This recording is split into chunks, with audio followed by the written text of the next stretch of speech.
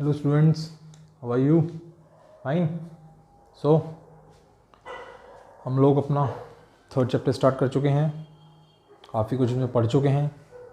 उम्मीद है आप लोगों ने ही पढ़ा होगा। जिसने नहीं पढ़ा वो पढ़ लें, क्योंकि ये आपके इस सब्जेक्ट का बहुत इम्पॉर्टेंट टॉपिक है।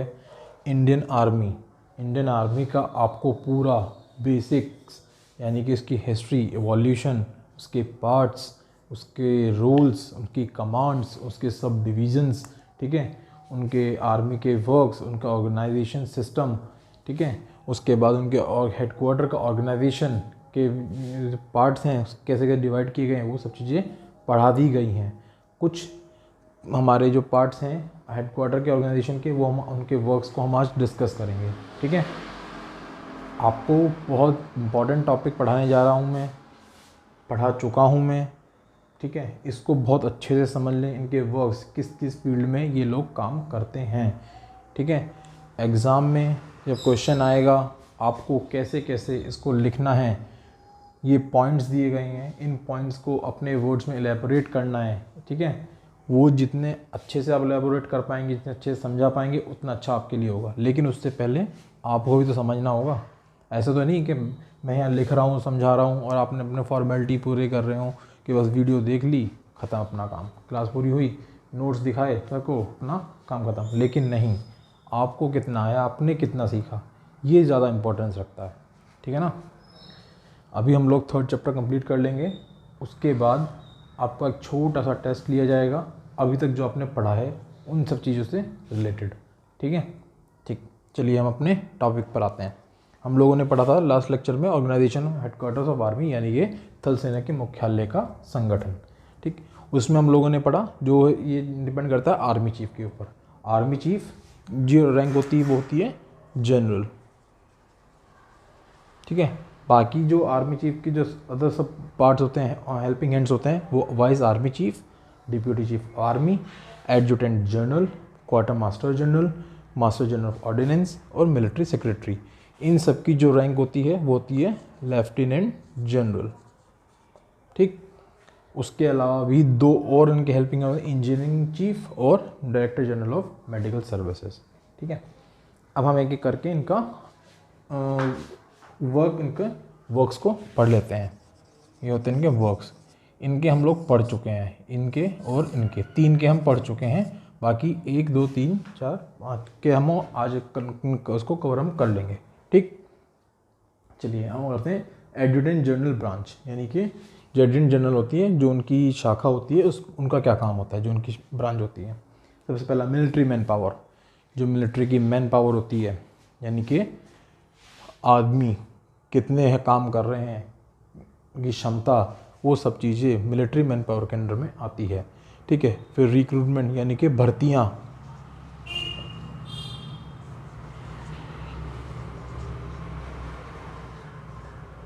भर्ती जितनी भी हैं वो सब चीज़ें इसके अंदर आ जाती हैं। हॉलीडेज, यानी कि अवकाश,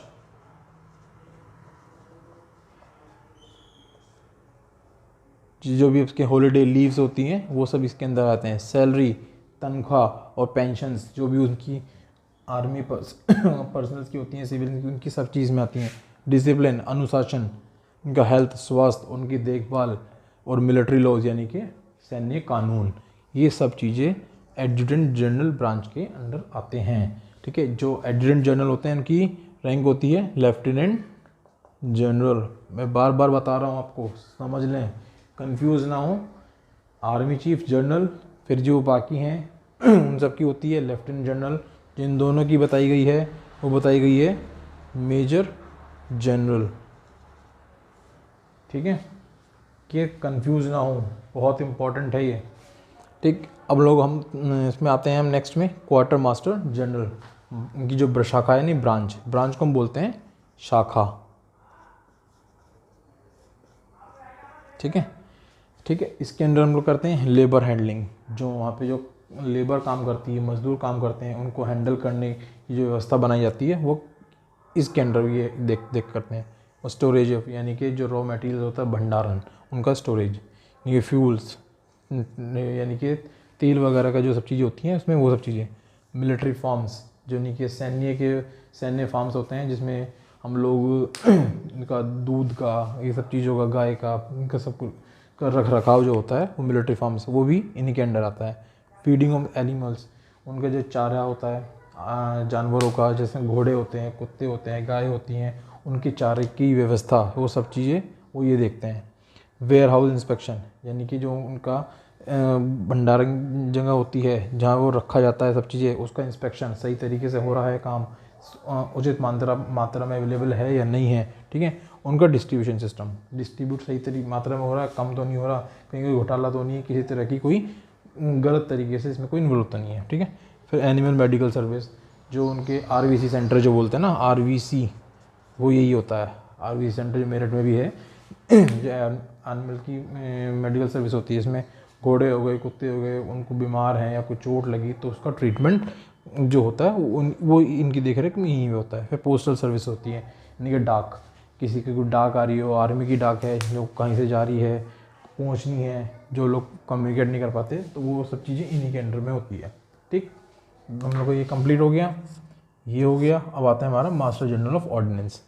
मास्टर जनरल ऑफ ऑर्डिनेंस की जो ब्रांच है, शाखा है, वो क्या देखती है, जो मिलिट्री के जो ट्रांसपोर्ट सिस्टम्स होते हैं, ठीक है, वो सब चीज़ में आता है। व्हीकल्स, वाहन जो होते हैं, जो हल्के वाहन होते हैं, भारी वाहन होते हैं, कार होती हैं, और जो उनके ट्रक्स होते हैं, सब चीज़ें होती हैं वो इन्हीं के, वो ये देखते हैं। मिलिट्री ट्रांसपोर्ट सिस्टम हो गया पूरा। फिर व्हीकल्स हो गए। आर्म्स एंड एम्यूनिशंस, जो गोला बारूद होते हैं, वो भी इनके अंदर है। सिग्नल रिलेटेड मटेरियल्स, जो भी हम लोग ज़रूरत के टाइम पे सिग्नल देते हैं, उनके जो मटेरियल्स होता है वो पूरा है नहीं है, सही है या नहीं है, वो सब चीज़ें BC के अंदर आती हैं। फिर आता है मेंटेनेंस, उनका रख रखाव, ठीक। मेंटेनेंस की बात करते हैं, जो उनकी मरम्मत कार्य जो होता है वो भी सब इसके अंदर आता है।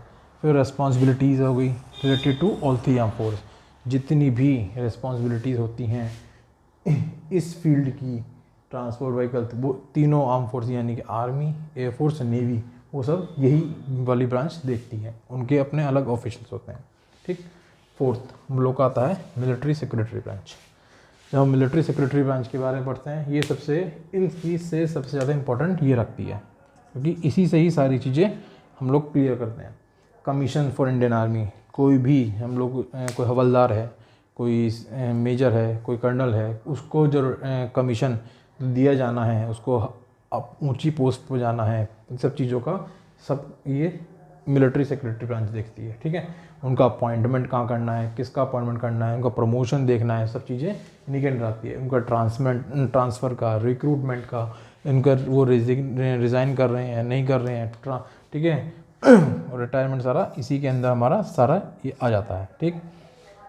कमीशन देने का, अपॉइंटमेंट का, पेंशन का, ट्रांसफ़र का, रिटायरमेंट का, रेजिग्नेशन का। फिर उन लोगों के जो रिटायर हो जाते हैं या काम कर रहे होते हैं या वॉलंटरी रिटायरमेंट ले लेते हैं, उनके वेलफेयर की जिम्मेदारी का सारा जिम्मा।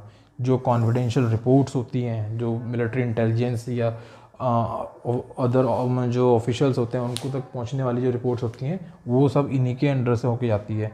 फिर जितने भी अवार्ड्स, ऑनर्स, मेडल्स जो भी दिए जाते हैं, जितने भी सम्मान दिए जाते हैं, ठीक है, पुरस्कार दिए जाते हैं, वो सब इसी के अंडर में आते हैं। फिर कमीशन फॉर NCC ऑफिसर, जो NCC होती है हमारी नेशनल कैडेट कॉर्प्स, ठीक है ना, जो आप लोग भी बहुत बढ़ चढ़ कर हिस्सा लेते हैं उसमें, और आपके लिए बहुत अच्छा एक प्लेटफॉर्म है। यहाँ से हम लोग डायरेक्ट, हम लोग जब NCC में इन्वॉल्व होते हैं, NCC के लोग B सर्टिफिकेट, C सर्टिफिकेट हो, हम डायरेक्ट SSB के लिए जा सकते हैं। अच्छा प्लेटफॉर्म है, हम लोग डायरेक्ट यहाँ से NCC से जा सकते हैं। SSB में लेफ्टिनेंट पोस्ट मिल जाएगी, ठीक है। तो जो लेफ्टिनेंट के बाद कमीशन के लिए पोस्ट होती है, वो सब चीज़ें यहीं से ही डिसाइड की जाती हैं, ठीक। अब हम लोग इसमें आ जाते हैं जो उसके अदर 2 पार्ट हैं, यानी कि इंजीनियरिंग चीफ, ठीक है, मेजर जनरल के। तो इनमें जो होती है, जो इंजीनियरिंग यूनिट होती है, जो स्टोरेज अरेंजमेंट्स होते हैं, व्यवस्थाएं होती हैं सारी इंजीनियरिंग कोर की। इंजीनियरिंग में कौन सी आती है, मैकेनिकल, इलेक्ट्रिकल, सिविल, वो सब चीज़ें यूनिट सारी इसी के अंडर में आती हैं, ठीक है। मैकेनिकल हो गई, इलेक्ट्रिकल हो गई और सिविल हो गई, ठीक है, ये सारी इसी के अंडर में आती हैं, ठीक है। जो उसकी एडमिनिस्ट्रेशन है, प्रशासनिक सेवाएं हैं इंजीनियरिंग की, वो सब इसी के अंडर आते हैं। फिर मिलिट्री इंजीनियरिंग सर्विस जो होती है, वो सारी इसी के अंडर में आती है। MES सुना होगा आप लोगों ने नाम, ठीक है। ऑल अदर इंफ्रास्ट्रक्चर वर्क, यानी कि उनका मरम्मत का कार्य है, रोड बनाने का कार्य है, वो काम सारा, इलेक्ट्रिक सिग्नल, सारे जो इंजीनियरिंग जो सर्विसेज हैं वो सब इसी के अंडर में आता है। क्लियर? तो हमारा organisation of headquarter of army, ये हमारा टॉपिक कंप्लीट हुआ। ठीक, आज का लेक्चर में हम लोग इतना पढ़ेंगे। लास्ट लेक्चर हम लोग का बचता है जिसमें हम लोग वेपन्स के बारे में डिस्कस करेंगे और उनके रैंक्स के बारे में डिस्कस करेंगे। ठीक, हम आज हमारा ये पूरा चैप्टर कंप्लीट होता है। इस टॉपिक को सही से पढ़ें, थोरोली पढ़ें, बहुत इंपॉर्टेंट है। सारे इनके वर्क्स बहुत इंपॉर्टेंट है, क्वेश्चन आएगा, आप कर नहीं पाएंगे अगर आपने पढ़ा नहीं होगा तो। ठीक है, कोई भी प्रॉब्लम्स हो, कोई क्वेरी हो, किसी भी तरह की कोई समस्या हो, उससे पूछें, आएँ मुझसे पूछें, कोई दिक्कत नहीं है, मैं बताऊँगा, हर तरीके को सही तरीके से समझाऊँगा।